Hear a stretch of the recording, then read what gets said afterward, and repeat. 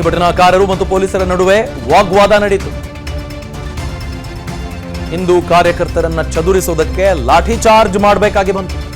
Law and order situation ಅಂತ ಬಂದಾಗ ಪೊಲೀಸರು ಹೀಗೆ ಮಾಡಬೇಕಾಗಿ ಬರುತ್ತೆ. ಕೆರಗೋಡು ಗ್ರಾಮದಲ್ಲಿ ಸೆಕ್ಷನ್ 144 ನಿಷೇಧಕಾಜ್ಞೆ ಜಾರಿಯಾಗಿದೆ. 4-5 ಜನ ಒಟ್ಟಿಗೆ ನಿಲ್ಲೋ ಹಾಗಿಲ್ಲ, ಇದೆಲ್ಲವೂ ಇರುತ್ತವೆ ರೂಲ್ಸ್ಗಳು. ಹನುಮ ಧ್ವಜ ತೆರವು ಮಾಡೋದಕ್ಕೆ ಪೊಲೀಸರು ಸಿದ್ಧತೆಯನ್ನು ನಡೆಸುತ್ತಿದ್ದಾರೆ. ಪ್ರಾಣ ಬಿಟ್ಟರೂ ಧ್ವಜ ಇಳಿಸೋದಕ್ಕೆ ಬಿಡೋದಿಲ್ಲ ಅಂತ ಗ್ರಾಮಸ್ಥರು ಪಟ್ಟು ಹಿಡಿದಿದ್ದಾರೆ. ಆದರೂ ಗಮನಿಸಬೇಕಾದ್ದು ನೋಡಿ, ಜಿಲ್ಲಾಡಳಿತ ಪೊಲೀಸ್ ಇಲಾಖೆಗೆ ಸೂಚನೆ ಕೊಟ್ಟಿದೆ. ಪೊಲೀಸ್ ಇಲಾಖೆ ಮುಂದುವರಿತಾ ಇದೆ. ಸರ್ಕಾರಿ ಅಧಿಕಾರಿಗಳಿಗೆ ಅಡ್ಡ ಬಂದ್ರೆ ಅದಕ್ಕೊಂದು ಕೇಸ್ ಬೀಳುತ್ತೆ ಇದೇ ಆಗದಲ್ಲಿ ಹೋರಾಟಗಾರರಿಗೆ. ಸೊ ದೊಡ್ಡ ಮಟ್ಟದ ಬೇರೆ ತರದ ಪರಿಸ್ಥಿತಿಗೆ ಇಲ್ಲಿ ಅವಕಾಶ ಸಿಗುವ ಸಾಧ್ಯತೆಗಳಿದ್ದಾವೆ. ಹೀಗಾಗಿ ಪೊಲೀಸರು ಕಟ್ಟೆಚ್ಚರವನ್ನು ವಹಿಸಿದ್ದಾರೆ. ಅವರ ಮನವೊಲಿಸುವ ಕಾರ್ಯ ಆಗಿತ್ತು, ಒಪ್ಪಲಿಲ್ಲ. ಪೊಲೀಸರಿಗೆ ಲಾಠಿ ಚಾರ್ಜ್ ಮಾಡಿ ಫೋರ್ಸ್ ಅನ್ನು ಉಪಯೋಗಿಸಿ ಧ್ವಜವನ್ನ ಕೆಳಗಿಳಿಸೋದಕ್ಕೆ ಪ್ಲಾನ್ ಮಾಡ್ತಿದ್ದಾರಂತೆ. ನಿಯಮ ಇಲ್ಲ, ಹೀಗಾಗಿ ನಾವು ಧ್ವಜವನ್ನ ಇಳಿಸ್ತೀವಿ ಅಂತಿದ್ದಾರೆ ಪೊಲೀಸರು. ಈ ಧ್ವಜವನ್ನ ಇಳಿಸುವ ಸಲುವಾಗಿ ಸೆಕ್ಷನ್ 144 ಮಂಡ್ಯದ ಕೆರಗೋಡು ಗ್ರಾಮದಲ್ಲಿ ಜಾರಿಯಾಗಿದೆ.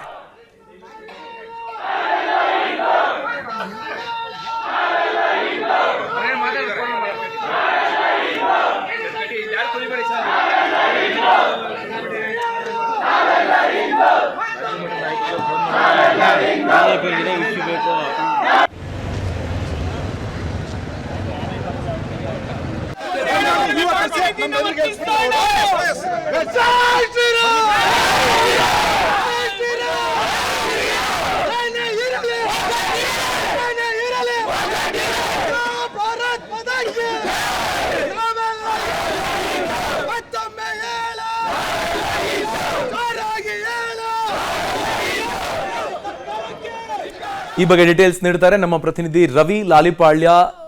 ಫೋನೋ ಲೈವ್ ಇದ್ದಾರೆ.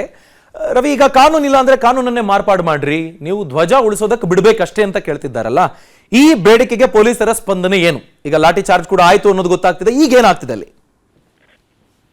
ಅಭಿಷೇಕ್, ಇನ್ನು ಉತ್ತರ ಪ್ರದೇಶದಲ್ಲಿ ನಡೆದಂತ ರಾಮ ಪ್ರಾಣ ಪ್ರತಿಷ್ಠಾಪನೆ ಹಿನ್ನೆಲೆಯಲ್ಲಿ 22ನೇ ತಾರೀಕು ನಾವು ಧ್ವಜಾರೋಹಣ ಮಾಡ್ತೀವಿ ಅಂತ ಹೇಳಿ ಒಂದು ಹನುಮ ಧ್ವಜ ಹಾಕ್ಲಿಕ್ಕೆ ಅಂತ ಹೇಳಿ ಗ್ರಾಮ ಪಂಚಾಯತಿಯಿಂದ ಪರ್ಮಿಷನ್ ತಗೊಂಡು ಅಲ್ಲಿ ಹಿಂದೂ ಪರ ಸಂಘಟನೆ ಕಾರ್ಯಕರ್ತರು ಧ್ವಜಾರೋಹಣ ಮಾಡಿರ್ತಾರೆ. ಅದು 108 ಅಡಿ ಎತ್ತರದಲ್ಲಿ ಮಾಡಿರ್ತಕ್ಕಂಥ ಧ್ವಜಾರೋಹಣ.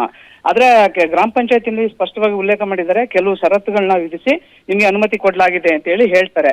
ಆದ್ರೆ ಇಂತಿಷ್ಟು ದಿನದಲ್ಲಿ ತೆರವು ಮಾಡ್ಬೇಕು ಅಂತಾನು ಕೂಡ ಸೂಚನೆಯನ್ನ ಕೊಟ್ಟಿರ್ತಾರೆ. ಆದ್ರೆ ಇಷ್ಟು ದಿನ ಆದ್ರೂ ಕೂಡ ತೆರವು ಮಾಡದೇ ಇರ್ತಕ್ಕಂಥ ಹಿನ್ನೆಲೆಯಲ್ಲಿ ಅದೇ ಗ್ರಾಮದಿಂದ ಕೆಲವರಿಂದ ಜಿಲ್ಲಾಡಳಿತಕ್ಕೆ ಒಂದು ದೂರು ಬರುತ್ತೆ ಮನವಿ ರೂಪದಲ್ಲಿ.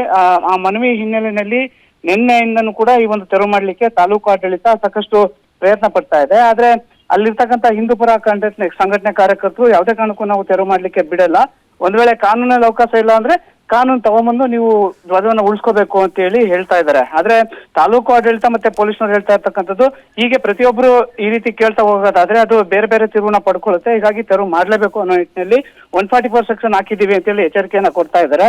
ಹೀಗಾಗಿ ಸ್ಥಳದಲ್ಲಿ ಒಂದ್ ರೀತಿ ಹೆಚ್ಚಿನ ಪೊಲೀಸ್ ಬಂದೋಬಸ್ತನ್ನ ಮಾಡಲಾಗಿದೆ. ನಾವು ತೆರವು ಮಾಡ್ಲೇಬೇಕು ಅನ್ನೋ ಕಡೆ ತಾಲೂಕು ಆಡಳಿತ ನಿಂತಿದ್ರೆ, ಇನ್ನೊಂದ್ ಕಡೆ ನಾವು ತೆರವು ಮಾಡ್ಲಿಕ್ಕೆ ಬಿಡಲ್ಲ ಅನ್ನೋ ನಿಟ್ಟಿನಲ್ಲಿ ಹೋರಾಟಗಾರರು ಅಂದ್ರೆ ಹಿಂದೂ ಪರ ಸಂಘಟನೆ ಕಾರ್ಯಕರ್ತರು ಅಲ್ಲಿ ಪ್ರತಿಭಟನೆಯನ್ನ ಮುಂದುವರಿಸ್ತಾ ಇದ್ದಾರೆ. Abhishek, thank you Ravi Lalipalya.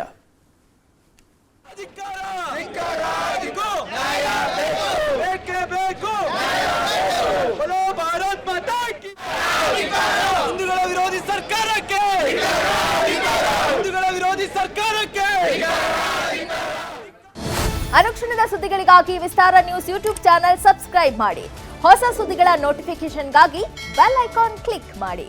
Latest ಅಪ್ಡೇಟ್ಸ್ಗಾಗಿ www.vistaranews.com ವೆಬ್ಸೈಟ್ಗೆ ವಿಸಿಟ್ ಮಾಡಿ.